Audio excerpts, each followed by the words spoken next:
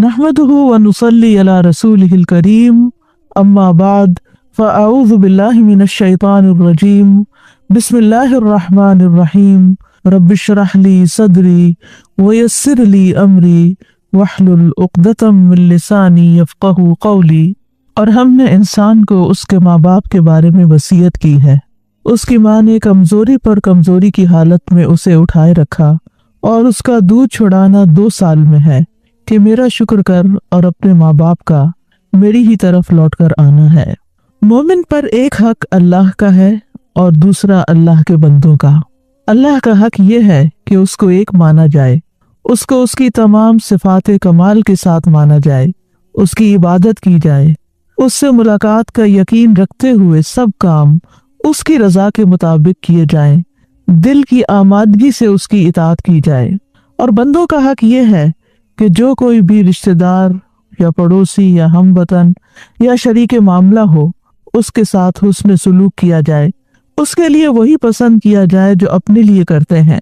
दूसरों का एहतराम करना, नफ़ा पहुंचाना, उनको तकलीफ से बचाना, उनसे किए हुए वादे पूरे करना, किसी के माल जायदाद पर नाहक कब्जा न करना, हुस्न ज़न का मामला करना, खैरखाही रखना, ये तमाम चीज़ें हुकूकुल इबाद में आती हैं। इंसानों के हुकूक में सबसे बड़ा हक वालिदैन का हक है।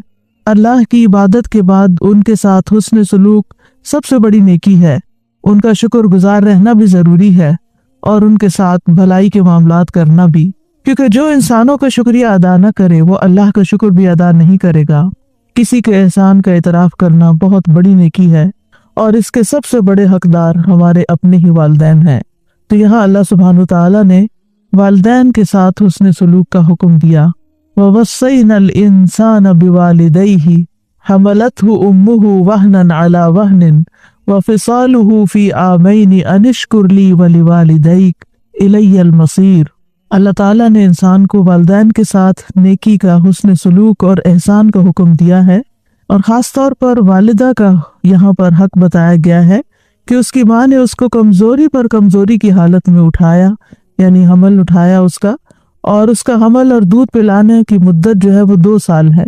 हमने उसको कहा कि अल्लाह का शुक्र अदा करो, फिर अपने वालिदैन का शुक्र अदा करो और मेरी ही तरफ तुम्हें लौटना है, और फिर हर एक को उसके अमल के मुताबिक जजा दी जाएगी।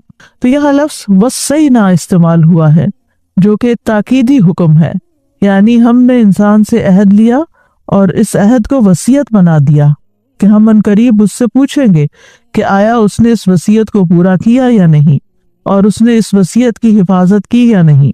ये अल्लाह ताला का अपने बंदों पर लुत्फ़ व करम और वालिदैन की कदर और तौक़ीर है कि उसने औलाद को हुक्म दिया और उनको इस हुक्म का पाबंद किया कि वो बात में नरमी और दीगर एहसानात के साथ अपने वालिदैन के साथ अच्छा सलूक करें, यानी नरम बात, खुशगवार गुफ्तगू, खूबसूरत कलाम, और दोनों के लिए तवाज़ु और आजिज़ी इख्तियार करें, उनकी इज्जत करके, उनका एहसान मानकर, उनको ज़रूरी चीज़ों में मदद देकर और हर तरह से तकलीफ़ देने वाले कौल और फ़ेल से बचकर वालिदैन के साथ एहसान किया जाए, और ख़ुसूसन वालिदा के साथ, क्योंकि वो माँ अपने पेट में बच्चे को उठाती है तो दिन ब दिन उसकी कमज़ोरी में इजाफा होता जाता है, और जो बच्चे का वज़न बढ़ता है उसकी जसामत बढ़ती है, माँ की तकलीफ भी बढ़ने लगती है।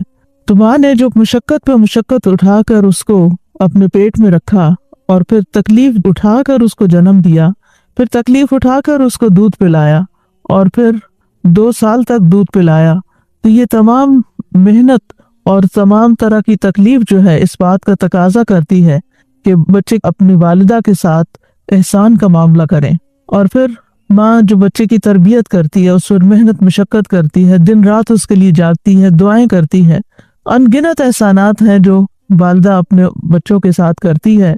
इसलिए वालिदैन में से भी फिर वालिदा का हक ज़्यादा बताया गया, यानी जहाँ जिसकी मेहनत ज़्यादा हो उसका हक भी ज़्यादा बनता है। इब्न आशूर कहते हैं कि इस आयत में माँ के हमल का खुसूसी जिक्र किया गया है, तो इसलिए माँ के 3 दर्जे हैं और बाप का 1 दर्जा है, यानी माँ का हक बाप के हक से भी ज़्यादा है, ज़्यादा ताकीद वाला है, क्योंकि माँ हमल उठाती है, माँ जन्म देती है, माँ दूध पिलाती है, यानी 3 ऐसे काम हैं जो बाप नहीं करता, یعنی باپ ان میں سے کسی کام میں شریک نہیں ہوتا، اس لیے ماں کے درجے بھی زیادہ ہیں۔ انشکر لی ولی والدیک، میرے شکر گزار بنو اور اپنے والدین کے، الی المصیر، میری ہی طرف واپسی ہے، لوٹنا میرے ہی طرف ہے۔ انشکر لی یعنی میرا شکر ادا کرو، یعنی سب سے پہلا حق تو ہم پر بہرحال ہمارے رب کا ہے جس نے ہمیں پیدا کیا، کیونکہ اللہ نے ہمیں اپنی عبادت کے لیے پیدا کیا، تو عبادت ہی کا ایک حق یہ ہے کہ اللہ تعالیٰ کے حقوق کی ادائیگی کرتے ہوئے اس کا شکر ادا کیا جائے۔ اور وہ شکر گزاری کس طرح ہے کہ اللہ کی دی ہوئی نعمتوں کو اللہ کی فرما برداری میں استعمال کیا جائے، نافرمانی میں نہیں۔ اور پھر اللہ تعالیٰ نے اپنے حق کے بعد پہلا حق والدین کا بتایا کہ اپنے والدین کے ساتھ حسن سلوک کرو اور ان کو خوش رکھو۔ تو یہاں ہمیں ایمان کی نعمت پر اللہ کا شکر اور تربیت کی نعمت پر والدین کا شکر ادا کرنے کا حکم دیا گیا ہے۔ سفیان ابن عیینہ کہتے ہیں جو 5 نمازیں ادا کرتا ہے تو گویا وہ اللہ تعالیٰ کا شکر ادا کرتا ہے، اور جو ہر نماز کے بعد والدین کے حق میں دعا کرتا ہے تو اس طرح وہ ان دونوں کا بھی شکر ادا کرتا ہے۔ تو جو مسلمان نمازوں کا پابند ہو اور نماز میں پھر آخر میں رب اجعلنی مقیم الصلاۃ ومن ذریتی ربنا وتقبل دعا ربنا اغفر لی ولوالدی، اپنے والدین کے لیے دعا کرتا ہے، اور پھر اگر اس کے بعد ہم یہ دعا بھی پڑھ لیا کریں رب ارحمہما کما ربیانی صغیرا، تو اس طرح دونوں فرائض ادا ہو جاتے ہیں۔ تو الی المصیر، میری ہی طرف تمہیں واپس لوٹنا ہے، یعنی یہ کیوں یاد دہانی کرائی گئی کہ اللہ کی طرف واپس لوٹنا ہے؟ تاکہ انسان یاد رکھے کہ اگر اس نے اس حق میں کوئی کمی کوتاہی کی تو اس کی پکڑ ہو سکتی ہے، اس سے پوچھا جائے گا۔ اس لیے اس وصیت کو ضائع نہیں کرنا چاہیے، اس حکم پر عمل کرنا چاہیے۔ جہاں تک والدین سے حسن سلوک کی اہمیت کا تعلق ہے تو اس کے ہمیں قرآن مجید میں دیگر مقامات پر بھی تاکید ملتی ہے۔ سورۃ العنکبوت میں اللہ تعالیٰ فرماتے ہیں وَوَصَّيْنَا الْإِنسَانَ بِوَالِدَيْهِ حُسْنًا وَإِنْ جَاهَدَاكَ لِتُشْرِكَ بِي مَا لَيْسَ لَكَ بِهِ عِلْمٌ فَلَا تُطِعْهُمَا إِلَيَّ مَرْجِعُكُمْ فَأُنَبِّئُكُمْ بِمَا كُنْتُمْ تَعْمَلُونَ، اور ہم نے انسان کو اپنے ماں باپ کے ساتھ بھلائی کرنے کی وصیت کی ہے، اور اگر وہ تجھ پر زور دیں کہ تو میرے ساتھ اس چیز کو شریک ٹھہرائے جس کے بارے میں تجھے کوئی علم نہیں، تو ان کا کہنا مت مان، تمہیں میری ہی طرف لوٹ کر آنا ہے، پھر میں تمہیں بتاؤں گا جو تم کیا کرتے تھے۔ تو اس سے یہ پتہ چلتا ہے کہ والدین کی اطاعت اللہ کی فرما برداری میں ہی ہے، یعنی جہاں اللہ کی نافرمانی ہو رہی ہو وہاں والدین کی اطاعت کرنا جائز نہیں۔ اللہ تعالیٰ نے اپنی عبادت کے بعد والدین سے حسن سلوک کا حکم دیا ہے۔ سورۃ النساء میں بھی آتا ہے وَاعْبُدُوا اللَّهَ وَلَا تُشْرِكُوا بِهِ شَيْئًا وَبِالْوَالِدَيْنِ إِحْسَانًا، اور اللہ کی عبادت کرو اور اس کے ساتھ کسی چیز کو شریک نہ بناؤ، اور ماں باپ کے ساتھ اچھا سلوک کرو۔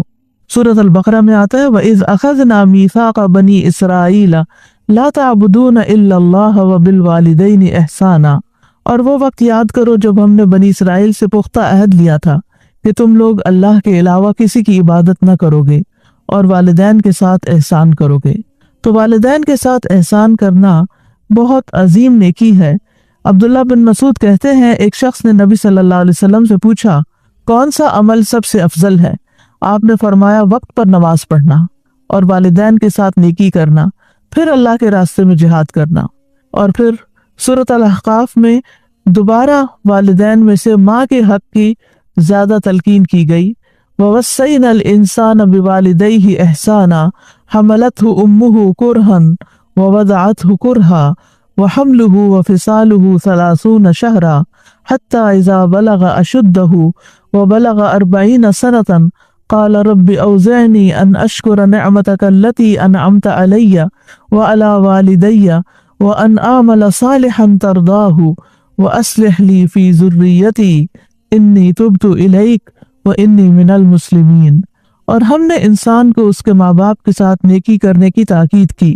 اس کی ماں نے اسے ناگواری کی حالت میں اٹھائے رکھا اور اسے ناگواری کی حالت میں جنم دیا، اور اس کے حمل اور اس کے دودھ چھڑانے کی مدت 30 مہینے ہے، یہاں تک کہ جب وہ اپنی پوری قوت کو پہنچا اور 40 برس کو پہنچ گیا تو اس نے کہا اے میرے رب مجھے توفیق دے کہ میں تیری اس نعمت کا شکر ادا کروں جو تو نے مجھ پر اور میرے ماں باپ پر انعام کی ہے، اور وہ یہ کہ میں نیک عمل کروں جسے تو پسند کرتا ہے، اور میرے لیے میری اولاد میں اصلاح فرما دے، بے شک میں نے تیری طرف توبہ کی اور بے شک میں حکم ماننے والوں میں سے ہوں۔ یہاں خاص طور پر 40 سال کا ذکر اس لیے کیا کہ اس عمر میں انسان عموماً خود ماں باپ میں سے کوئی والد یا والدہ بن چکے ہوتے ہیں، اور جب ان کی اولاد آگے سے نافرمانی کرتی ہے تو پھر ان کو احساس ہوتا ہے کہ ہم نے اپنے والدین کے ساتھ کیا سلوک کیا تھا۔ تو اس طرح پھر وہ اپنے ماں باپ کے ساتھ احسان کرنے کے ساتھ ساتھ ان کے لیے دعا بھی کرتا ہے اور اپنی اولاد کی ہدایت کی دعا بھی کرتا ہے۔ پھر اسی طرح یہاں جو احادیث میں بھی ہم دیکھتے ہیں کہ ماں کا حق جو ہے وہ 3 گنا زیادہ ہے۔ بحث بن حکیم اپنے والد اور وہ اپنے دادا سے روایت کرتے ہیں کہ میں نے عرض کیا یا رسول اللہ میں کس کے ساتھ نیکی کروں؟ آپ نے فرمایا اپنی ماں کے ساتھ، پھر اپنی ماں کے ساتھ، پھر اپنی ماں کے ساتھ، پھر اپنے باپ کے ساتھ، پھر قرابت داری میں جو زیادہ قریب ہوں۔ اسی طرح مقدام بن معدی کرب سے مروی ہے کہ انہوں نے رسول اللہ صلی اللہ علیہ وسلم کو یہ فرماتے ہوئے سنا کہ بے شک اللہ تمہیں تمہاری ماؤں کے ساتھ حسن سلوک کی وصیت فرماتا ہے، پھر تمہیں تمہاری ماؤں کے بارے میں وصیت فرماتا ہے، پھر تمہیں تمہارے باپوں کے بارے میں وصیت فرماتا ہے، پھر تمہیں قریب سے قریب تر کے بارے میں وصیت فرماتا ہے۔ ہم دیکھتے ہیں کہ یحییٰ علیہ السلام جو تھے وہ بھی اپنے والدین کے ساتھ کس طرح اچھا سلوک کرنے والے تھے۔ اللہ تعالیٰ فرماتے ہیں یا یحییٰ خذ الکتاب بقوۃ وآتیناہ الحکم صبیا وحنانا من لدنا وزکاة وکان تقیا وبرا بوالدیہ ولم یکن جبارا عصیا۔ اللہ تعالیٰ نے یحییٰ علیہ السلام کو بچپن میں ہی حکم دیا کہ اے یحییٰ کتاب پر مضبوطی سے عمل پیرا ہو جاؤ، اور ہم نے اسے بچپن میں ہی قوت فیصلہ عطا کر دی تھی۔ ہم نے اسے اپنی مہربانی سے نرم دل اور پاک سیرت بنایا، اور وہ فی الواقع پرہیزگار تھے۔ وہ اپنے والدین کے ساتھ ہمیشہ اچھا سلوک کرتے تھے اور کسی وقت بھی جابر اور نافرمان نہ ہوئے۔ عیسیٰ علیہ السلام کی بھی یہی صفت بتائی گئی وَبَرًّا بِوَالِدَتِي وَلَمْ يَجْعَلْنِي جَبَّارًا شَقِيًّا، اور میں اپنی والدہ سے بہتر سلوک کرتا رہوں اور اس نے مجھے جابر اور بدبخت نہیں بنایا۔ کیونکہ عیسیٰ علیہ السلام کے والد نہیں تھے تو یہاں خاص طور پر انہوں نے والدہ کا ہی ذکر کیا۔ ماں کے ساتھ نیکی جو ہے وہ جہاد سے بھی زیادہ اہم ہے۔ معاویہ بن جاہمہ سلمی رضی اللہ عنہ روایت کرتے ہوئے کہتے ہیں کہ میں نے رسول اللہ صلی اللہ علیہ وسلم کی خدمت میں حاضر ہو کر عرض کی اے اللہ کے رسول میں آپ کے ساتھ مل کر جہاد کرنا چاہتا ہوں، ابتغی بذالک وجہ اللہ والدار الاخرہ، اس سے میرا مقصد اللہ کا چہرہ اور آخرت کا گھر ہے۔ رسول اللہ صلی اللہ علیہ وسلم نے فرمایا تیرا بھلا ہو کیا تیری ماں زندہ ہے؟ میں نے کہا جی ہاں۔ آپ نے فرمایا واپس جا کر اس کی خدمت کرو۔ پھر میں نے دوسری طرف سے آ کر عرض کیا اللہ کے رسول میں آپ کے ساتھ مل کے جہاد کرنا چاہتا ہوں، ابتغی بذالک وجہ اللہ والدار الاخرہ۔ تو رسول اللہ صلی اللہ علیہ وسلم نے فرمایا تیرا بھلا ہو کیا تیری ماں زندہ ہے؟ میں نے کہا جی ہاں اللہ کے رسول۔ آپ نے فرمایا واپس جا کر اس کی خدمت کرو۔ پھر میں رسول اللہ صلی اللہ علیہ وسلم کے سامنے سے آیا اور عرض کیا اے اللہ کے رسول میں آپ کے ساتھ مل کر جہاد کرنا چاہتا ہوں، ابتغی بذالک وجہ اللہ والدار الاخرہ۔ آپ نے فرمایا تیرا بھلا ہو کیا تیری ماں زندہ ہے؟ میں نے کہا جی ہاں اے اللہ کے رسول۔ رسول اللہ صلی اللہ علیہ وسلم نے فرمایا تیرا بھلا ہو اس کے قدموں میں پڑا رہ، جنت وہی ہے۔ پھر اسی طرح ایک شخص نے نبی صلی اللہ علیہ وسلم سے پوچھا کہ کیا میں جہاد کروں؟ آپ نے پوچھا کیا تیرے والدین زندہ ہیں؟ اس نے جواب دیا جی ہاں۔ آپ نے فرمایا تو ففیہما فجاہد، تو جاؤ ان دونوں میں جہاد کرو، یعنی ان کی خدمت کر کے جہاد کا ثواب حاصل کرو۔ پھر اسی طرح یہ ہے کہ نفل عبادت سے زیادہ والدین کا حق ہے۔ اگر والدین آواز دیں تو نماز توڑ کر ان کو جواب دینا ضروری ہوتا ہے۔ ابو ہریرہ کہتے ہیں کہ انہوں نے رسول اللہ صلی اللہ علیہ وسلم سے سنا، آپ نے فرمایا ایک عورت نے اپنے بیٹے کو آواز دی جبکہ وہ عبادت خانے میں مصروف تھا۔ اس نے کہا اے جریج۔ جریج نے دل میں کہا اللہ ایک طرف میری والدہ اور دوسری طرف میری نماز۔ وہ پھر بولی اے جریج۔ اس نے کہا یا اللہ میری والدہ اور میری نماز، میں کسے اختیار کروں؟ اس نے تیسری مرتبہ پکارا اے جریج۔ اس نے پھر وہی کہا یا اللہ ادھر میری والدہ ادھر میری نماز۔ بہرحال اس نے نماز کو نہ چھوڑا تو ماں نے کہا اے اللہ جریج کو موت نہ آئے جب تک وہ بدمعاش عورتوں کا منہ نہ دیکھ لے۔ ماں تھی غصے میں آ گئی اور بددعا دے دی بیٹے کو۔ چنانچہ اس کے عبادت خانے کے پاس ایک بکریاں چرانے والی عورت ٹھہرا کرتی تھی۔ اس نے ایک بچے کو جنم دیا تو اس سے کہا گیا یہ بچہ کس کا ہے؟ وہ کہنے لگی جریج کا ہے۔ یہ الزام سن کر وہ عبادت خانے سے نیچے اترا۔ جریج کہنے لگا وہ عورت کہاں ہے جو دعویٰ کرتی یہ بچہ مجھ سے ہے؟ جریج نے بچے کو مخاطب کر کے کہا اے شیرخوار تیرا باپ کون ہے؟ اس نے کہا میرا باپ بکریاں چرانے والا ہے۔ تو یہ بچہ حضرت عیسیٰ کی طرح گود میں ہی بول پڑا اور उसने जुरैज की सफाई पेश की, क्योंकि जुरैज बहरहाल अल्लाह की इबादत में मसरूफ थे, नफली इबादत थी। लेकिन इससे ये पता चलता है कि अगर वालदा को ज़रूरत हो तो नफली इबादत छोड़कर उनकी मदद करनी चाहिए। फिर इसी तरह वालिद की इताअत भी करनी चाहिए अगर वो अल्लाह की इताअत के मुताबिक हो। आपने फरमाया अल्लाह की इताअत वालिद की इताअत में है और अल्लाह की नाफरमानी वालिद की नाफरमानी में है। फिर इसी तरह वालिद को तोहफा वापस लेने की भी इजाज़त है। इब्ने उमर और इब्ने अब्बास कहते हैं कि नबी सल्लल्लाहु अलैहि वसल्लम ने फरमाया किसी शख्स के लिए हलाल नहीं कि वो किसी शख्स को अतिया दे या हिबा दे फिर उसमें लौट जाए, यानी वापस ले ले, सिवाय वालिद के जो उसने अपने बेटे को दिया। और इसकी मिसाल जो अपने अतिये या हिबा की हुई चीज में लौटे वो कुत्ते की तरह है जो कै चाटे, बस जब उसका पेट भर जाए तो कै कर दे, फिर अपनी कै में लौट जाए। तो ये इंतहाई कराहत आमेज बात है कि किसी को कोई चीज देकर फिर उससे वापस डिमांड की जाए कि मुझे वापस दो मेरी चीज। लेकिन यह है कि वालिद जो है वो अपनी औलाद को कोई चीज देने के बाद वापस भी ले सकता है। फिर इसी तरह वालिद से क़िसास भी माफ है। उमर बिन खत्ताब कहते हैं मैंने रसूलुल्लाह सल्लल्लाहु अलैहि वसल्लम को फरमाते हुए सुना, बाप को औलाद के बदले में कत्ल ना किया जाए। फिर वालिद की निस्बत बदलने की ममानियत है, यानी वालिद ही की तरफ मंसूब करना चाहिए अपने आप को, अपने ताल्लुक को खत्म नहीं कर सकते। अबू ज़र से रिवायत है, उन्होंने नबी सल्लल्लाहु अलैहि वसल्लम को फरमाते हुए सुना कि जो शख्स जानबूझकर अपने आप को अपने हकीकी बाप के अलावा किसी और की तरफ मंसूब करता है तो उसने कुफ्र किया। साद बिन मालिक कहते हैं मेरे कानों ने ये बात मोहम्मद सल्लल्लाहु अलैहि वसल्लम से सुनी और मेरे दिल ने इसे याद रखा कि आपने फरमाया जिसने अपने आप को किसी और बाप के साथ मंसूब किया, यानी बेटा किसी का था नाम किसी और का लगा लिया, जबकि वो जानता हो कि ये दूसरा उसका बाप नहीं है। नहीं पता बच्चे को तो नहीं पता, लेकिन अगर पता है तो फिर उस पर जन्नत हराम है। अल्लाह के नाफरमान वालिदैन के साथ भी सिला रहमी करने का हुक्म है। अबू हुरैरा कहते हैं कि रसूलुल्लाह सल्लल्लाहु अलैहि वसल्लम का गुजर अब्दुल्ला बिन उबई के पास से हुआ।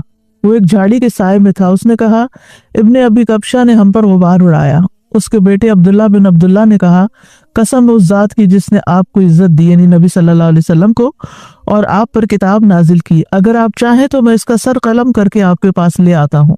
तो नबी सल्लल्लाहु अलैहि वसल्लम ने फरमाया नहीं, बल्कि तू अपने बाप से नेकी कर और उसने सोहबत से पेश आ।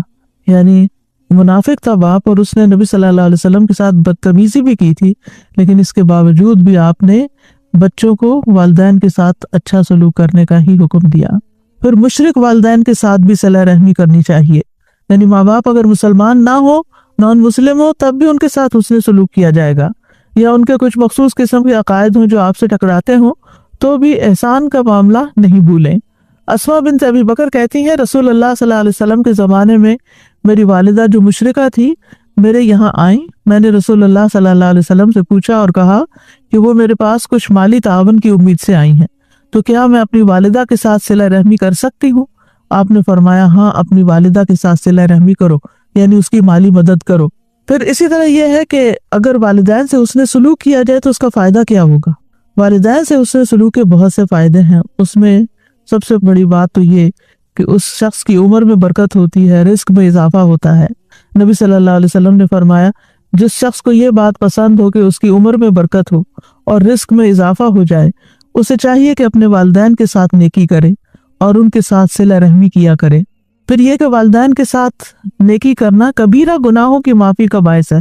इब्ने अब्बास कहते हैं कि एक शख्स उनके पास आया और उसने कहा मैंने एक औरत को निकाह का पैगाम दिया तो उसने मुझसे निकाह करने से इनकार कर दिया, और एक दूसरे आदमी ने पैगाम दिया तो उस औरत ने उससे निकाह करना पसंद कर लिया। मुझे बड़ी गैरत आई तो मैंने उस औरत को कत्ल कर दिया, तो क्या मेरे लिए तौबा की कोई गुंजाइश है? तो इब्ने अब्बास ने कहा क्या तुम्हारी माँ जिंदा है? उस शख्स ने कहा नहीं। तो उन्होंने कहा जाओ अल्लाह अज़्ज़ा व जल्ला से तौबा करो और जिस कदर मुमकिन हो उसका तकर्रुब हासिल करो। अता बिन यसार कहते हैं इस पर मैं गया और मैंने इब्ने अब्बास से पूछा आपने उससे ये क्यों पूछा था कि तुम्हारी माँ जिंदा है? उन्होंने कहा मैं नहीं जानता कि माँ के साथ नेक सलूक से ज्यादा अल्लाह से करीब तर करने वाला कोई दूसरा अमल हो सकता है, क्योंकि इन्नल हसनात युज़हिब्न सय्यात, नेकियां बुराइयों को मिटा देती हैं। तो अगर इंसान से गुनाह हो जाए इंसान होने के नाते, तो वालिदैन के साथ हुस्न सलूक जो है उन गुनाहों की माफी का जरिया भी है। फिर इसी तरह यह है कि वालिदैन के साथ नेकी की वजह से मुश्किलात भी दूर होती हैं। वो 3 लोगों का किस्सा आता है हदीस की किताबों में जो एक गार में फंस गए थे, तो उसमें से हर शख्स ने अपने नेक अमल को वसीला बनाकर दुआ की اور उसमें से पहला शख्स जिसने अपने नेक अमल को वसीला बनाया, उसने कहा कि ऐ अल्लाह, मेरे माँ बाप बहुत ही बूढ़े थे, मैं बाहर ले जाकर अपने मवेशी चराता था, फिर शाम को आता तो उनका दूध निकालता और बर्तन में पहले अपने वालिदैन को पेश करता, जब मेरे वालिदैन पी चुकते तो फिर बच्चों को और अपनी बीवी को पिलाता। इत्तेफाक से एक रात वापसी में देर हो गई। जब मैं घर लौटा तो वालिदैन सो चुके थे। फिर मैंने पसंद नहीं किया कि उन्हें जगाऊं। बच्चे मेरे कदमों में भूखे पड़े रो रहे थे। मैं बराबर दूध का प्याला लिए वालिदैन के सामने इसी तरह खड़ा रहा यहाँ तक कि सुबह हो गई। ऐ अल्लाह, अगर मैंने ये काम तेरे नजदीक सिर्फ तेरा चेहरा चाहने के लिए किया था, यानी इखलास के साथ, तो हमारे लिए इस चट्टान को हटाकर इतना रास्ता तो बना दे कि हम आसमान को देख सकें। नबी सल्लल्लाहु अलैहि वसल्लम ने फरमाया, इस दुआ के बाद वो पत्थर कुछ हट गया। बहरहाल फिर दूसरे शख्स ने भी इसी तरह एक दुआ की, तीसरे ने भी की और बिल आखिर वो सब गार से बाहर आ गए। वालिदैन के कदमों के नीचे जन्नत है और ये बात हम बचपन से सुनते चले आ रहे हैं। इसका मतलब क्या है? इसका मतलब ये है कि उनकी खिदमत की जाए, उनके काम किए जाएं, उनकी मदद की जाए। फिर एक और रिवायत से हमें पता चलता है कि वालिदैन के साथ हुस्न सलूक जन्नत में दाखिले का बायस है। हज़रत आयशा से मरवी है, कहती हैं कि रसूलुल्लाह सल्लल्लाहु अलैहि वसल्लम ने फरमाया, मैं जन्नत में दाखिल हुआ तो वहां कुरान की तिलावत की आवाज सुनाई दी। मैंने पूछा, ये कौन है? बताया गया हारिसा बिन नौमान है। रसूलुल्लाह सल्लल्लाहु अलैहि वसल्लम ने उनसे कहा, यही नेकी है, यही नेकी है। और हारिसा बिन नौमान अपनी वालदा के साथ बहुत ज्यादा हुस्न सलूक करने वाले थे कि अल्लाह ताला ने नबी सल्लल्लाहु अलैहि वसल्लम को जन्नत में उन्हें दिखाया और वो जन्नत में कुरान पढ़ रहे हैं, यानी कितना बुलंद मकाम है। फिर इसी तरह अवैस करनी के बारे में तो आप सब जानते हैं, उनका भी कुछ वाकया अपनी वालदा के साथ हुस्न सलूक का यूं है। असीर बिन जाबिर रिवायत करते हैं कि उमर बिन खत्ताब के पास जब अहले यमन में से कोई जिहाद वाले दस्ते आते तो वो उनसे पूछते, तुम में उवैस बिन आमिर भी हैं? यहाँ तक कि वो उवैस के पास आए और कहा, आप उवैस बिन आमिर हैं? उन्होंने कहा हाँ। पूछा, क्या आप मुराद कबीले से हैं? उसके बाद कर्न की शाख से हैं, इसीलिए कर्नी कहा जाता है ना उनको। उन्होंने कहा हाँ। कहा, क्या आपको बरस की बीमारी थी, फिर ठीक हो गए, बस एक दिरहम बराबर जगह रह गई? कहा हाँ। पूछा, आपकी वालदा हैं? कहा हाँ। उमर ने कहा, मैंने रसूलुल्लाह सल्लल्लाहु अलैहि वसल्लम को फरमाते हुए सुना, तुम्हारे पास अहले यमन के दस्तों में, यानी कि फौजियों के जो ग्रुप्स हैं, उनके हमरा उवैस बिन आमिर आएगा। वो कबीला मुराद फिर शाखे कर्न से होगा। उसे बरस की बीमारी थी जो एक दिरहम जगह छोड़कर सारी ठीक हो गई है। उसकी वालिदा है, वो उसके साथ नेकी करने वाला है। अगर वो अल्लाह पर किसी काम की कसम खा ले तो वो उसे पूरा कर देगा, यानी वो अल्लाह का इतना करीब है कि अगर वो अल्लाह से कोई दुआ करे या अल्लाह पे कसम डाल दे कि ये मेरा काम जरूर करना है, ये मेरी दुआ जरूर कबूल करनी है, तो अल्लाह ताला उसको पूरा कर देगा। अगर तुम ये कर सकोगे कि वो तुम्हारे लिए बख्शिश की दुआ करे तो ये दरखास्त कर लेना। उमर ने कहा, बस आप मेरे लिए बख्शिश की दुआ करें। तो उन्होंने उनके लिए बख्शिश की दुआ की। हालांकि अपनी वालदा की खिदमत की वजह से नबी सल्लल्लाहु अलैहि वसल्लम की खिदमत में हाजिर नहीं हो सके थे। उमर रज़ी अल्लाह अन्हु ने पूछा, आप कहाँ जाना चाहते हैं? उन्होंने कहा, कूफा में। उन्होंने कहा, क्या मैं आपके लिए वहां के आमिल को खत न लिख दूं? उन्होंने कहा, मुझे ये ज्यादा पसंद है कि खाक नशीन लोगों में रहूं, यानी मुझे किसी गवर्नर वगैरह की सपोर्ट नहीं चाहिए। कहते हैं जब अगला साल आया तो उन करनियों के अशराफ में से एक शख्स हज पे आया। वो उमर रज़ी अल्लाह अन्हु से मिला तो आपने उससे उवैस के बारे में पूछा। उसने कहा, मैं उसे एक बोसीदा घर और थोड़ी सी पूंजी के साथ छोड़कर आया हूँ। उमर रज़ी अल्लाह अन्हु ने कहा, मैंने रसूलुल्लाह सल्लल्लाहु अलैहि वसल्लम से सुना, आप फरमाते थे तुम्हारे पास उवैस बिन आमिर यमन के दस्तों के हमरा आएगा। वो कबीला मुराद फिर उसकी शाख कर्न से, और उसे बरस की बीमारी थी जो दिरहम जगह छोड़कर सारी ठीक हो गई। उसकी बस वालदा है जिसका वो बहुत फर्मा बरदार है। अगर वो अल्लाह पर किसी काम की कसम खा ले तो उसे पूरा कर देगा। अगर तुम्हारे बस में हो तो वो तुम्हारे लिए मगफिरत की दुआ करे तो दुआ की दरखास्त कर लेना। वो शख्स उवैस के पास आया और उनसे कहा, मेरे लिए बख्शिश की दुआ कर दीजिए। उन्होंने कहा, तुम अभी एक नेक सफर से आए, तुम मेरे लिए दुआ करो। उस शख्स ने फिर कहा, मेरे लिए बख्शिश की दुआ कर दें। उन्होंने कहा, तुम अभी एक नेक सफर से आए हो, तुम मेरे लिए बख्शिश की दुआ करो। फिर उसका इसरार देखा तो पूछा, तुम उमर रज़ी अल्लाह अन्हु से मिले थे? उसने कहा हाँ। तो उन्होंने उसके लिए मगफिरत की दुआ की। फिर लोग उनके बारे में जान गए तो वो किसी तरफ चले गए, यानी गायब हो गए। असीर ने कहा, मैंने उन्हें एक चादर उड़ाई थी। जब भी कोई इंसान उसे देखता तो पूछता, उवैस के पास ये चादर कहाँ से आई? यानी वो ऐसे रहते थे कि एक अच्छी चादर उड़ना भी बड़ा हैरान कुन था। تو جہاں والدین کے ساتھ احسان کا فائدہ ہے وہاں والدین سے بدسلوکی کے نقصان بھی ہیں۔ سب سے پہلی بات یہ کہ والدین کی نافرمانی حرام ہے۔ نبی صلی اللہ علیہ وسلم نے فرمایا بے شک اللہ نے تم پر ماؤں کی نافرمانی کو حرام قرار دیا ہے۔ والدین کی نافرمانی کبیرہ گناہوں میں سے ہے۔ جب آپ سے کبیرہ گناہوں کا سوال کیا گیا تو آپ نے فرمایا اللہ کے ساتھ کسی کو شریک ٹھہرانا اور ماں باپ کی نافرمانی کرنا۔ والدین کی نافرمانی کرنے والا ملعون ہے۔ رسول اللہ صلی اللہ علیہ وسلم نے فرمایا اللہ ایسے شخص پر لعنت کرے جس نے اپنے والدین کی نافرمانی کی یا ان کو گالی دی۔ والد کو گالی دینا کبیرہ گناہ ہے۔ عبداللہ ابن عمرو ابن العاص سے روایت ہے، وہ کہتے ہیں کہ اللہ تعالیٰ کے نزدیک کبیرہ گناہوں میں سے یہ ہے کہ آدمی اپنے والد کے لیے گالیوں کا سبب بنے۔ انسان ایسے برے کام کرے کہ لوگ اس کے باپ کو گالی دیں کہ یہ کس کی اولاد ہے۔ والدین کے نافرمان کی کسی عبادت کا قبول نہ کیا جانا۔ ابو امامہ سے روایت ہے رسول اللہ صلی اللہ علیہ وسلم نے فرمایا 3 قسم کے لوگوں کا نہ فرض قبول ہوتا ہے نہ نفل قبول ہوتا ہے، والدین کا نافرمان اور بدسلوک، احسان جتلانے والا، تقدیر کو جھٹلانے والا۔ پھر اسی طرح والدین کے نافرمان کی محرومی بھی ہے۔ عمرو بن مرہ الجہنی سے مروی ہے ایک آدمی نبی صلی اللہ علیہ وسلم کی خدمت میں حاضر ہوا تو اس نے کہا اے اللہ کے رسول میں گواہی دیتا ہوں کہ اللہ کے سوا کوئی معبود برحق نہیں اور آپ اللہ کے رسول ہیں، اور میں 5 نمازیں پڑھتا ہوں اور اپنے مال کی زکوٰۃ دیتا ہوں اور رمضان کے روزے رکھتا ہوں۔ تو نبی صلی اللہ علیہ وسلم نے فرمایا جو اس پر فوت ہوا وہ قیامت کے دن انبیاء، صدیقین، شہداء کے ساتھ اس طرح ہوگا۔ پھر آپ نے اپنی دونوں انگلیاں گاڑی بشرطے کہ وہ والدین کی نافرمانی نہ کرتا ہو، یعنی جو اپنے فرائض ادا کرے اور اس کے ساتھ والدین کا فرما بردار ہو تو انبیاء، شہداء کے ساتھ ہوگا۔ پھر والد کی ناراضگی اللہ کی ناراضگی ہے، یعنی اگر کوئی اپنے والد کو ناراض کرتا ہے تو اپنے رب کو ناراض کرتا ہے۔ نبی صلی اللہ علیہ وسلم نے فرمایا رب کی رضامندی باپ کی رضامندی میں ہے اور رب کی ناراضگی باپ کی ناراضگی میں ہے۔ والدین کی نافرمانی سے عمر گھٹ جاتی ہے۔ کعب کہتے ہیں اللہ اس بندے کو بہت جلد ہلاک کر دیتا ہے جو اپنے والدین کا نافرمان ہو جاتا ہے تاکہ اس کو جلدی عذاب دے سکے، اور جب بندہ اپنے والدین کا فرما بردار ہوتا ہے تو اللہ تعالیٰ اس بندے کی عمر بڑھا دیتا ہے تاکہ وہ نیکی اور خیر میں اور بڑھ جائے۔ والدین کی نافرمانی کرنے سے اپنی اولاد نافرمان ہو جاتی ہے۔ سلف صالحین میں سے کہتے ہیں کہ جو اپنے والدین کی نافرمانی کرتا ہے اس کی اولاد اس کی نافرمان ہو جاتی ہے۔ بعض صحابہ کہتے ہیں کہ والدین کے لیے دعا نہ مانگنا اولاد کی زندگی کو تنگ بنا دیتا ہے، یعنی جو بچے اپنے ماں باپ کے لیے دعا نہیں کرتے ان کے بچے ان کو ستاتے ہیں۔ پھر والدین کا نافرمان جنت میں داخل نہیں ہوگا۔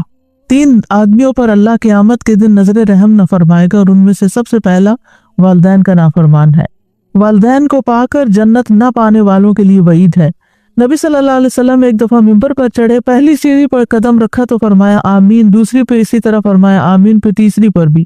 پھر فرمایا میرے پاس جبریل آیا اور فرمایا اے محمد صلی اللہ علیہ وسلم جس نے رمضان کا مہینہ پایا پھر اس کی بخشش نہ ہو سکی تو اللہ اس کو اپنی رحمت سے دور کر دے۔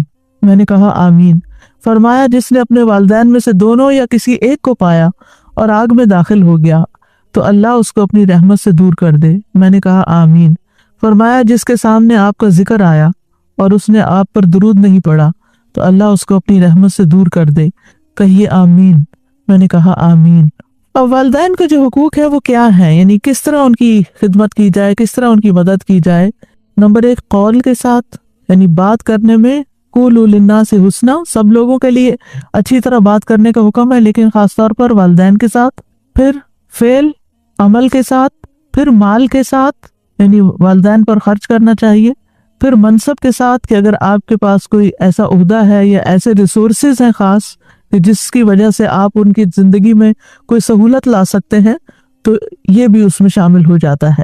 اس کے الٹ 2 چیزیں ہیں، ایک یہ کہ ان کے ساتھ بدسلوکی کی جائے، بدتمیزی، بد اخلاقی برتی جائے، دوسرا یہ کہ نہ ان کے ساتھ احسان کیا جائے نہ ہی بدسلوکی کی جائے۔ یہ دونوں صورتیں والدین کے حق میں کمی کا باعث ہیں۔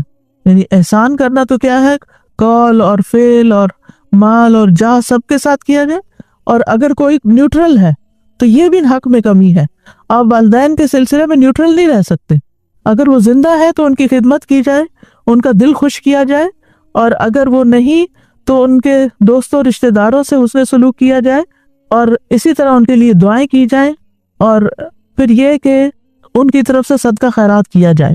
اور ایک آسان طریقہ یہ ہے کہ جب بھی آپ اپنا صدقہ نکالیں یعنی اپنی طرف سے کریں، ان کی بھی نیت ساتھ کر لیں۔ اللہ کے خزانے بہت وسیع ہیں، وہ صرف آپ کو بھی اجر دے سکتا ہے، وہ ان کو بھی ساتھ دے سکتا ہے۔ خاص طور پر ان کے مرنے کے بعد ان کے لیے جو ہم احسان کا رویہ اختیار کر سکتے ہیں، ان کے لیے صدقہ کریں، زندگی میں ان کے ہاتھ میں دیں تاکہ وہ اپنے ہاتھ سے صدقہ کریں، ان کو خوشی ہو کہ وہ بھی کچھ کر رہے ہیں۔ کیونکہ جب ہم بڑے ہوتے ہیں، کمانے کے قابل ہوتے ہیں، والدین بوڑھے ہو جاتے ہیں، ان کے پاس کچھ ہوتا نہیں، وہ اولاد کی طرف حسرت کی نگاہوں سے دیکھتے رہتے ہیں، تو ان کو ان کے ہاتھ میں دینا چاہیے تاکہ وہ اپنے ہاتھ سے کر سکیں، اور جب فوت ہو جائیں تو وہی چیز جو ہے ان کی طرف سے پھر کی جائے۔ دنیا میں ان کے ساتھ معروف طریقے سے رہنا چاہیے، والدین کے ساتھ نرمی برتنی چاہیے۔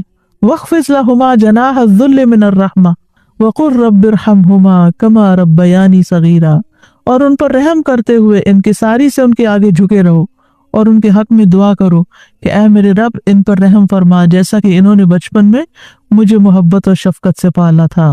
غزالی کہتے ہیں کہ بیٹے کو اپنے باپ کے ساتھ یہ ادب اختیار کرنا چاہیے کہ ان کی بات کو سنے، اور جب وہ کھڑے ہوں تو وہ بھی کھڑا ہو جائے اور ان کے حکم کی تعمیل بجا لائے، اور ان کے آگے نہ چلے، اپنی آواز کو ان کی آواز سے بلند نہ کرے، ان کے پکارنے پر فوراً لبیک کہے، ان کی خوشنودی حاصل کرنے کی حرص رکھے، اور اپنا پہلو صبر کے ساتھ ان کے سامنے جھکا کر رکھے، ان کے سامنے اپنی فرما برداری کا احسان نہ جتلائے، اور نہ ہی ان کے حکم کی تعمیل کا احسان جتلائے کہ وہ دن رات آپ ہی کی خدمت میں لگی رہتی ہوں، یا آپ کے ساتھ یہ بھی کیا، میں نے یہ بھی کیا، کوئی چیز جو بھی کیا اس کو زبان پہ نہ لائے، اپنے والد کو حقارت سے نہ دیکھے، اور اپنے چہرے کو ان کے چہرے کے بالمقابل نہ کرے، کیونکہ بعض اوقات اولاد بہت پڑھ جاتی ہے، بہت کوالیفائڈ ہو جاتی ہے، بڑی بڑی یونیورسٹیوں سے پڑھنے لگ جاتی ہے، اس صورت میں وہ اپنے آپ کو بہت زیادہ عقل مند اور بہت آگے سمجھتے ہیں ماں باپ سے، اور ماں باپ کو بات کرتے ہیں تو یا ان پہ ہنس پڑتے ہیں، یا ان کی طرف اشارے کرتے ہیں، یا ان کے ساتھ آرگیومنٹ کرتے ہیں، یا ان کی زندگی کو ایک ناکام زندگی بتاتے ہیں۔ یہ ساری چیزیں جو ہیں بدسلوکی میں آتی ہیں۔ لیکن یہ یاد رکھا جائے کہ والدین کی اطاعت جائز چیزوں میں ہو، اگر وہ کوئی ناجائز کام کرنے کو کہیں تو اس وقت انہیں آسان طریقے سے سمجھا دیا جائے کہ یہ اللہ تعالیٰ کی ناراضگی کا کام ہے، یہ نہیں کرنا۔ والد کی اطاعت کرنے میں بہترین مثال، بیسٹ ایگزامپل حضرت اسماعیل علیہ السلام کی ہے، کہ جب ان کے والد نے ان کو کہا کہ مجھے اللہ تعالیٰ نے حکم دیا کہ اپنے بیٹے کو ذبح کرے، تو انہوں نے فوراً اس بات کو قبول کر لیا، حالانکہ اس میں ان کی جان جاتی تھی، اور اپنے والد کے سامنے عاجزی اور انکساری سے سر جھکا دیا۔ پھر والدین کے ساتھ ادب سے گفتگو کرنی چاہیے، ان کو اف تک نہیں کہنی چاہیے، نہ ہی اپنی آواز ان کے سامنے اونچی کرنی چاہیے۔ اللہ تعالیٰ فرماتے ہیں اما یبلغن عندک الکبر احدہما او کلاہما فلا تقل لہما اف ولا تنہرہما وقل لہما قولا کریما، اگر ان میں سے کوئی ایک یا دونوں تمہارے سامنے بڑھاپے کی عمر کو پہنچ جائیں تو انہیں اف تک نہ کہو، نہ ہی انہیں جھڑکو، اور ان سے بات کرو تو ادب سے بات کرو، اور خاص طور پر والدین کے سامنے اونچی آواز نہیں کرنی چاہیے۔ اب آج کل کی یوتھ جو ہے ان کو والدین کے حق کا عموماً کوئی خیال نہیں ہوتا، تھوڑا سا بھی اختلاف ہو، تھوڑے سے بھی آرگیومنٹ ہو تو ایک دم چلانے لگتے ہیں یا اونچی بولنے لگتے ہیں، کیونکہ والدین جب بوڑھے ہو جاتے ہیں تو ان کو اور زیادہ شفقت اور محبت اور رحمت کے سلوک کی ضرورت ہوتی ہے، کیونکہ ان کے ساتھ جتنا بھی احسان کیا جائے وہ کم ہے، کیونکہ وہ جاگتے رہے کہ ہم سو جائیں، وہ بھوکے رہے کہ ہم کھا لیں، وہ تھکتے رہے کہ ہمیں آرام مل جائے۔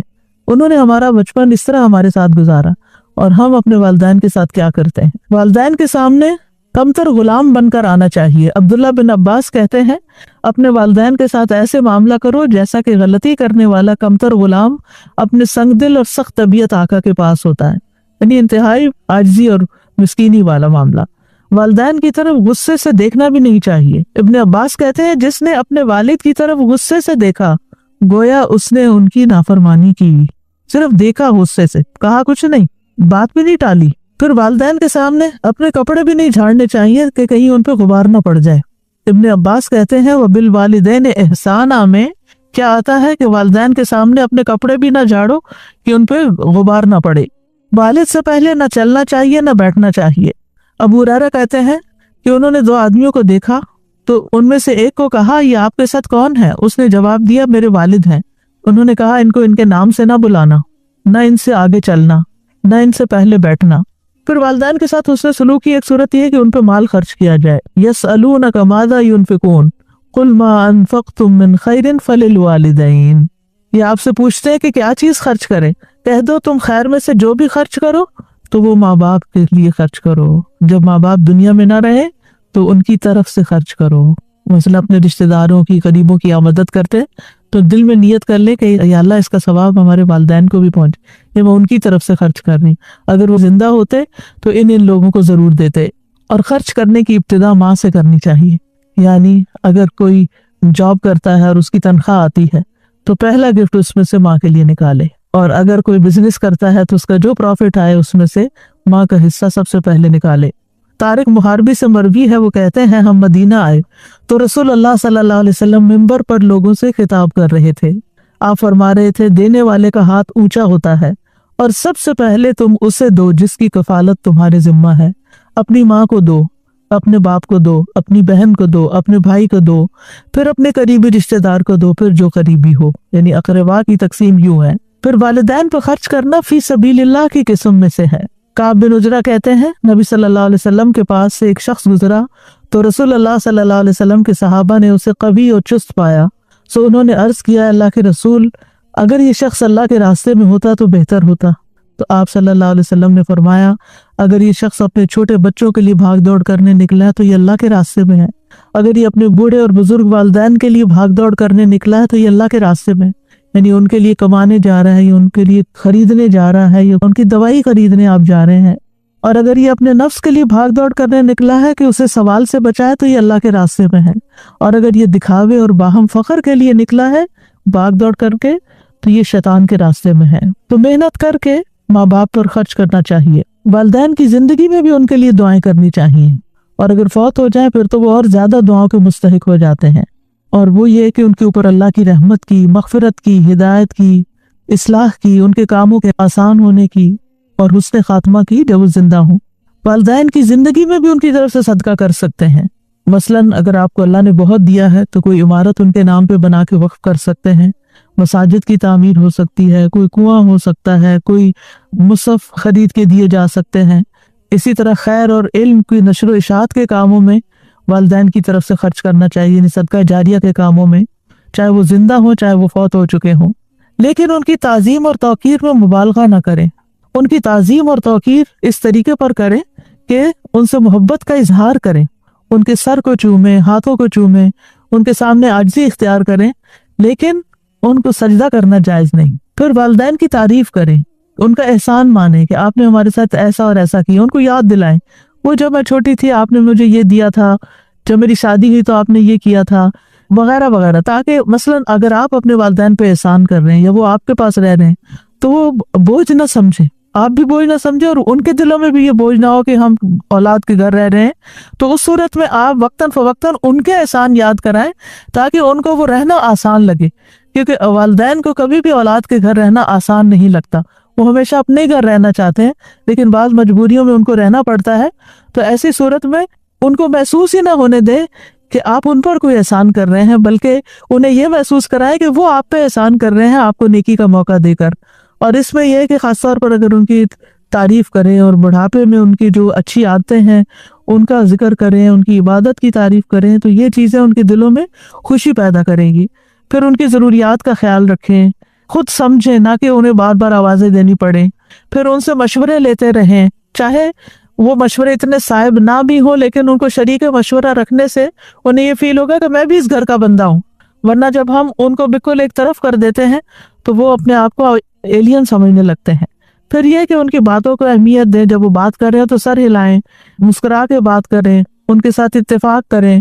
بعض اوقات ان کی باتیں نامعقول بھی ہو سکتی ہیں، انسان ہے وہ بھی، لیکن ان کو یہ نہ کہے کہ یہ آپ کیا کہتے ہیں، یہ آپ کی بات بالکل غلط ہے، اس طرح کی بات نہیں کرنی چاہیے۔ اگر کوئی بات سمجھانی بھی ہو ان کو تو پیار سے سمجھا دیں، ایسے کام کریں کہ جس سے ان کے دل سے دعائیں نکلے آپ کے لیے، ان کو رلانے سے باز رہیں۔ ایک شخص آپ کے خدمت میں حاضر ہوا، کہنے لگا میں ہجرت پر آپ سے بیعت کرنے کو آیا ہوں اور اپنے والدین کو روتا چھوڑ کے آیا ہوں۔ آپ نے فرمایا واپس جاؤ، جیسے انہیں رلایا ہے ویسے ہی انہیں ہنساؤ۔ پھر والدین سے انجانے میں کوئی غلطی ہو جائے تو انہیں رسوا نہ کیا جائے، کیونکہ بعض انسانوں سے غلطی ہو جاتی ہے تو یہ نہ کہا جائے کہ ہمارے ماں باپ تو ایسے اور ایسے تھے، اور اگر وہ مثلاً نماز نہیں پڑھتے یا اور دین میں نہیں ہیں تو ان کی ہدایت کے لیے زیادہ سے زیادہ دعا کرنی چاہیے۔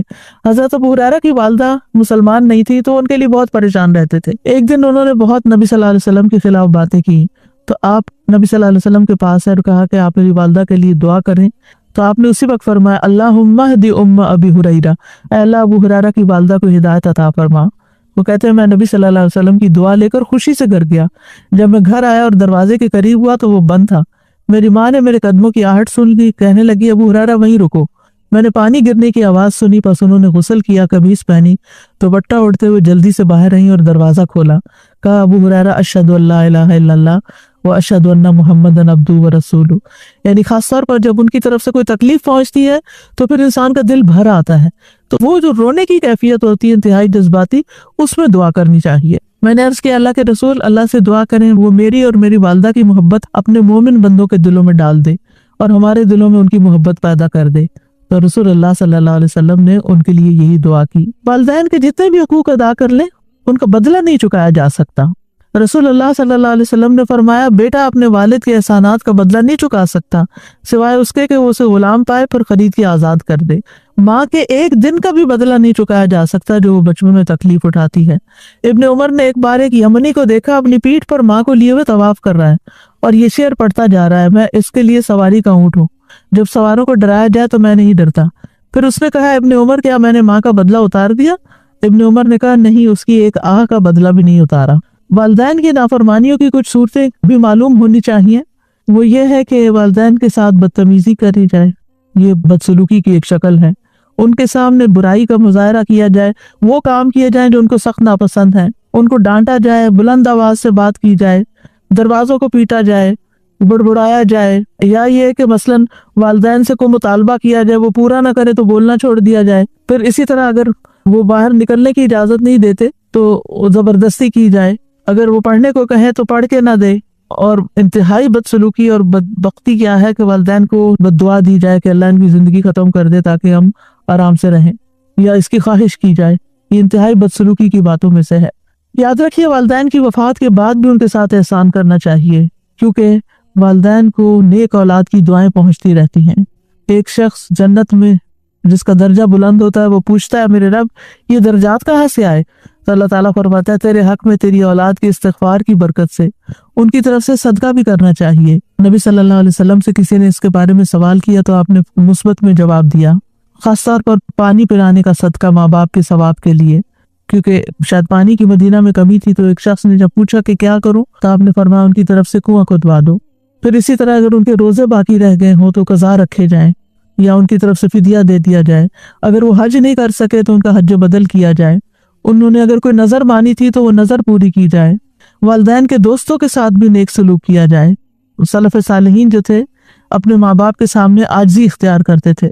محمد بن منقدر اپنا رخسار زمین پر رکھ لیتے، پھر والدہ سے کہتے آپ اپنا پاؤں میرے رخسار پہ رکھ دیں، یعنی لاڈ سے۔ محمد بن سیرین اپنی والدہ کے لیے جب لباس خریدتے تو سب سے زیادہ نرم لباس خریدتے، جب عید آتی تو اپنی والدہ کے لباس کو خود رنگتے اور اپنی آواز کو کبھی اپنی والدہ پر بلند نہ کرتے۔ جب وہ اپنی والدہ سے بات کرتے ایسا لگتا کہ وہ کان لگا کے ان سے بات کر رہے ہوں، اور جو آدمی آپ کو نہ جانتا ہوتا وہ جب آپ کو اپنی والدہ کے پاس دیکھتا تو اپنی والدہ سے آہستہ آہستہ بولنے کی وجہ سے ان کو بیمار سمجھتا۔ وہ اتنے پیار سے بات کرتے تھے، آرام سے بات کرتے تھے۔ پھر اسی طرح بہت گھور گھور کے ان کو نہیں دیکھنا چاہیے، ان کی اگر بے ادبی ہو جائے تو اس پر صدقہ کرنا چاہیے، یعنی صدقہ جو ہے والدین کے ساتھ کی ہوئی زیادتیوں کا ازالہ کر دیتا ہے۔ حیوہ بن شریح کبار علماء میں سے تھے، وہ درس کی مجلس میں بیٹھ کر لوگوں کو علم سکھاتے اور اس مجلس میں ان کی والدہ ہوتی اور ان سے کہتی اٹھ جاؤ مرغیوں کو دانہ ڈالو، تو وہ اپنے پڑھانے کے سلسلے کو ختم کر کے مرغیوں کو دانہ ڈالنے چلے جاتے تھے۔ حالانکہ یہ بہت بڑے استاد، عالم اور بہت بڑے محدث تھے اور ان کے پاس بہت زیادہ لوگ جمع ہوتے تھے، لیکن پھر بھی وہ والدہ کی بات کے لیے اٹھ جایا کرتے تھے۔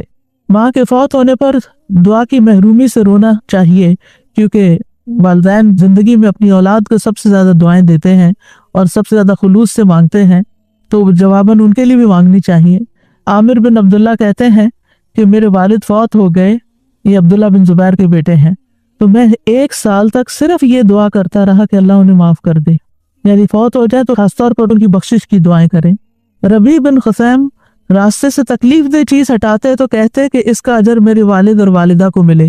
تو اب آپ دیکھیے کہ اس کا یہ مطلب نہیں کہ آپ کو نہیں ملے گا، آپ تو ہٹا رہے ہیں، آپ کو تو ملے گا ہی ملے گا، بائی ڈیفالٹ آپ کو ملے گا. لیکن اگر ان کی طرف سے نیت کر لیں گے تو اور زیادہ رحمتیں ہوں گی آپ پر.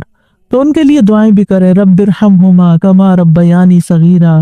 پھر اسی طرح نوح علیہ السلام کی دعا بھی ہے، رب اغفر لی ولوالدی ولمن دخل بیتی مؤمنا وللمؤمنین والمؤمنات ولا تزد الظالمین الا تبارا. ابراہیم علیہ السلام کی دعا ہے، ربنا اغفر لی ولوالدی وللمؤمنین یوم یقوم الحساب. کرنے کے کام کیا ہیں کہ والدین کے ساتھ حسن سلوک کیا جائے. ماں کا درجہ باپ سے بھی 3 گنا زیادہ ہے، اور اپنے ہر قول فعل میں والدین کی خوشی کو اور مرضی کو مقدم رکھیں. جس بات سے ماں باپ ناراض ہوں وہ چھوڑ دیں، ان کی نافرمانی سے بچیں، ان کو رلانے سے بچیں، ان سے دعائیں لینے والے کام کریں. فوت شدہ والدین کے لیے بخشش کی دعائیں کریں، ان کی طرف سے صدقات کریں. اللہ سبحانہ وتعالی ہمیں عمل کی توفیق عطا فرمائے. وآخر دعوانا ان الحمد للہ رب العالمین. سبحانک اللہم وبحمدک اشہد ان لا الہ الا انت استغفرک واتوب الیک. ڈاکٹر فرحت ہاشمی صاحبہ کے مستند بیانات سننے کے لیے ہمارے چینل قرآنک پلس کو سبسکرائب کریں. یہاں قرآن و حدیث کی روشنی میں حقیقی رہنمائی اور روحانی ترقی کے خزانے ملیں گے. ابھی جڑیں اور دین کو گہرائی سے سمجھیں.